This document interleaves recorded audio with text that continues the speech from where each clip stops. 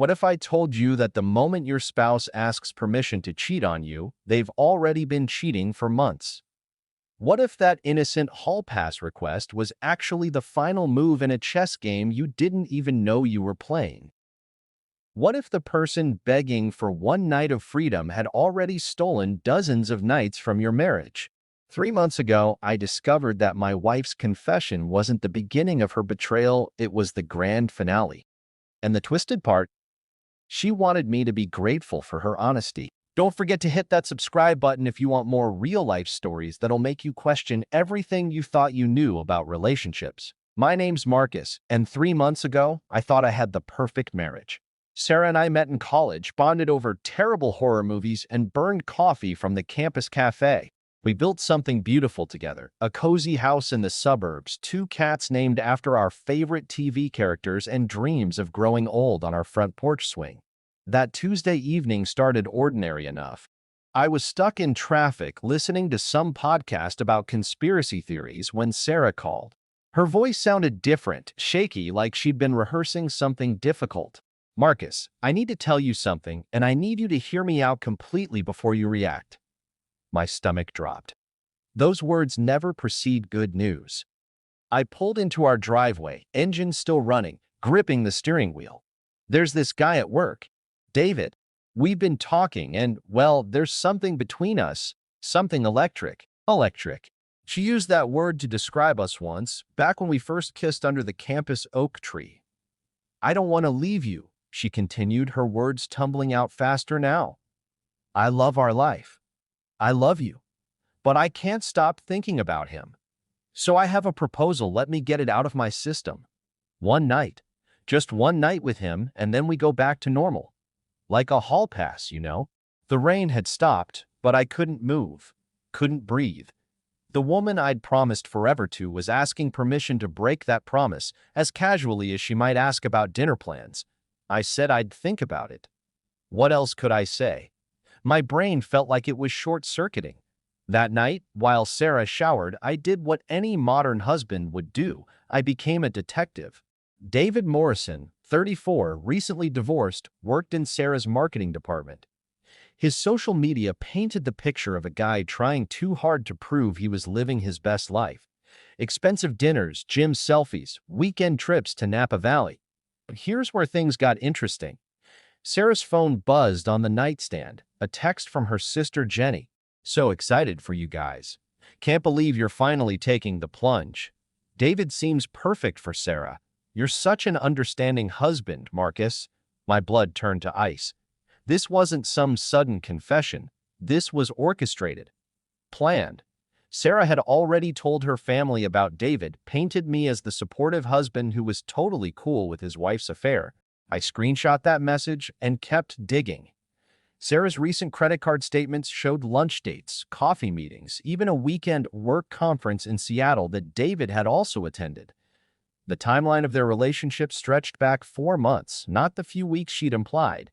The hall pass wasn't Sarah asking for permission to start something, it was her asking for permission to finish what she'd already begun. Friday morning, Sarah bounced around the kitchen like a teenager getting ready for prom. She'd already booked a hotel room downtown, already arranged to stay the night. Her one night had been planned down to the thread count of the sheets. I made a decision that would change everything. Instead of confronting her, I called in sick to work and followed her. Not my proudest moment, but desperate times call for desperate measures. I watched her meet David at an upscale Italian restaurant, the same place we'd celebrated our last anniversary. They didn't act like people about to have their first intimate encounter. They moved like a couple who'd done this dance many times before. Sarah laughed at his jokes with the same throaty giggle she used to save for me. David touched her hand across the table with practiced familiarity. I almost left then, almost drove home to pack my bags and disappear. But something made me stay.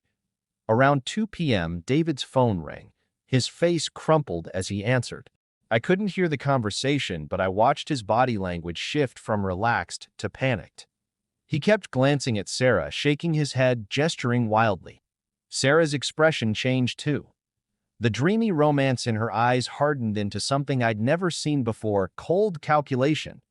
David hung up, grabbed his jacket, and practically ran from the restaurant. Sarah sat alone for 10 minutes, staring at her untouched tiramisu before pulling out her phone. My phone buzzed. "Hey honey, David got called away for a family emergency. Rain check on tonight? I'm just going to come home and we can order pizza."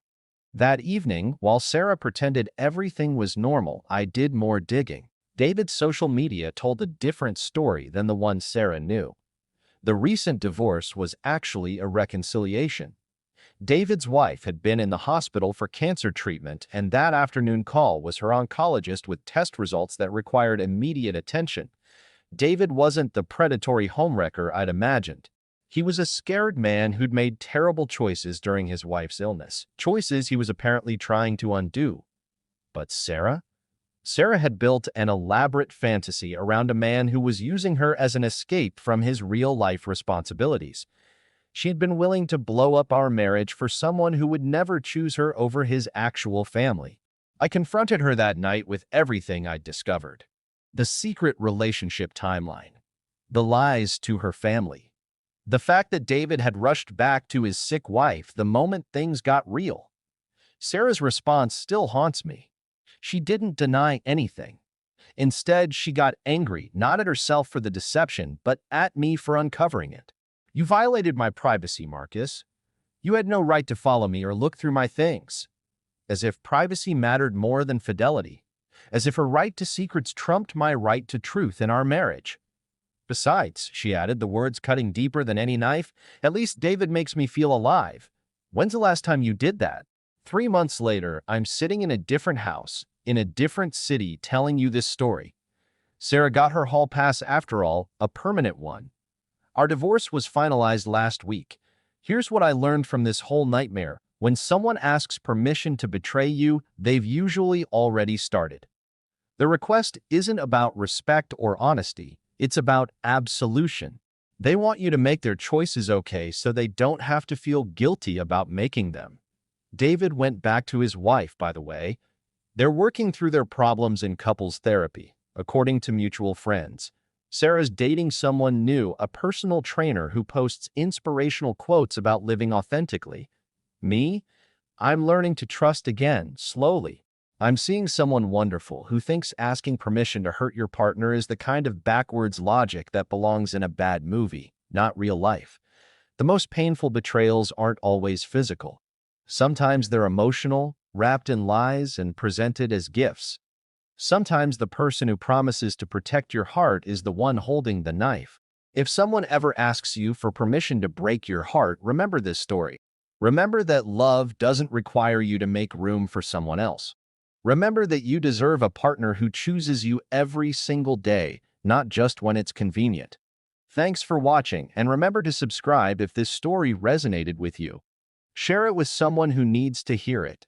And in the comments, let me know, what would you have done in my situation?